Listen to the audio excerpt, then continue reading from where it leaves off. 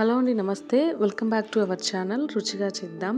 ఈరోజు వీడియోలో మనం బంగాళదుంపతోటి టేస్టీగా క్రిస్పీగా ఉండేలాగా స్నాక్స్ అనేది ఎలా తయారు చేసుకోవాలో చూసేద్దామండి.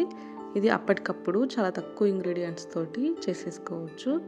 ఫస్ట్ నేను దీనికోసం బంగాళదుంపలని ఒక చిన్నవి 4 తీసుకొని ఉడికించుకుంటున్నాను. ఈ విధంగా ఉడికించుకున్న తర్వాత నేను మొత్తాన్ని మెత్తగా చేసేసుకుంటున్నానండి ఫోర్క్ తోటి.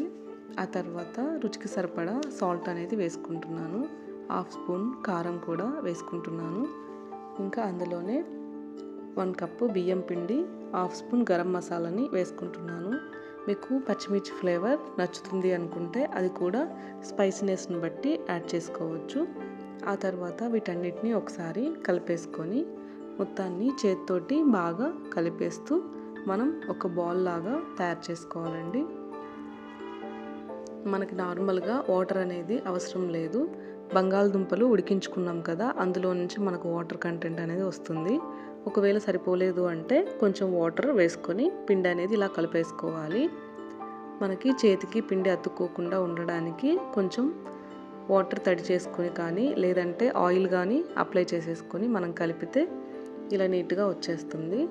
ఆ తర్వాత నేను ఇక్కడ చేతికి ఆయిల్ అనేది అప్లై చేసేసుకొని చిన్న బాల్స్ లాగా చేసుకొని కట్లెట్ షేప్లో చేసేసుకుంటున్నాను. ఈ విధంగా 2 చేతుల మధ్యలో ఒకసారి పెట్టేసి ప్రెస్ చేస్తే మనకి షేప్ అనేది చాలా ఈజీగా వచ్చేస్తుంది.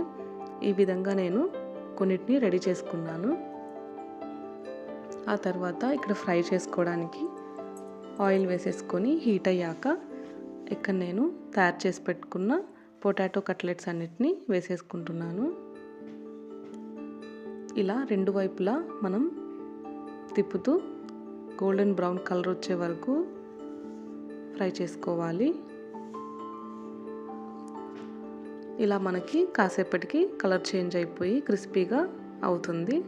ఈ విధంగా మనం హాట్గా సర్వ్ చేసుకుంటే చాలా బాగుంటుంది. అప్పటికప్పుడు మనకి టేస్టీగా ఏదైనా స్నాక్స్ చేయాలి అంటే ఈ విధంగా చేసుకోవచ్చు. ఇవి వేడిగా తింటే చాలా క్రిస్పీగా చాలా బాగుంటుంది. ఒకసారి తప్పకుండా మీరు కూడా ట్రై చేసి ఎలా ఉంది అనేది కామెంట్ చేయండి.